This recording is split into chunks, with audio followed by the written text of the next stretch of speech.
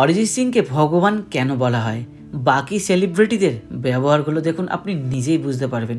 একটু সেলফি নিতে এসে ঘাড় ধাক্কা দিয়ে ফেলে দিচ্ছে প্রায়। দেখুন এখানে ভালো করে কিভাবে ঘাড় ধাক্কা দিয়ে ফেলে দিল, মানে কতটা বাজে ব্যবহার করে। तो भाई कभी ना कभी तो पहुंचूंगा ना मैं वहां पर, फिर देख लेंगे तेरी चड्डी नहीं उतारी ना मैंने तो मेरा नाम आदित्य नारायण है।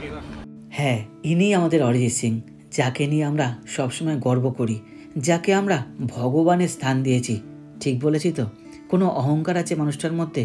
দেখুন একবার। আর বাকিদের কত পার্থক্য। অরিজিৎ সিংয়ের ব্যবহার আর বাকি সেলিব্রিটিদের ব্যবহার আকাশ আর পাতালের পার্থক্য। বাকি সেলিব্রিটিরা যদি চায় অরিজিৎ সিংয়ের এক অংশও করতে পারবে না, কারণ অরিজিৎ সিং কিন্তু মাটির মানুষ। অরিজিৎ সিং কিন্তু লোক দেখানো কাজ করে না।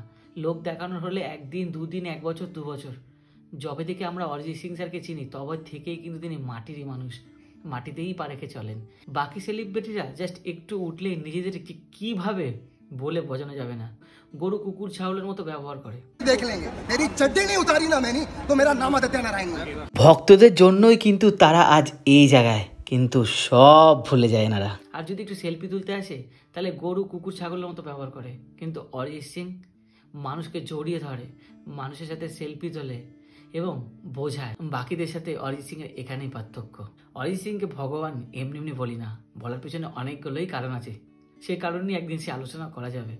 কিন্তু ভিডিওটা আপনাদের কেমন লাগলো অবশ্যই কিন্তু জানাবেন। ভালো লাগলে একটু শেয়ার করে দেবেন। আপনাদের জন্যই ভিডিওগুলো বানানো। সবাই খুব ভালো থাকবেন, সুস্থ থাকবেন। Love you Arijit Singh sir.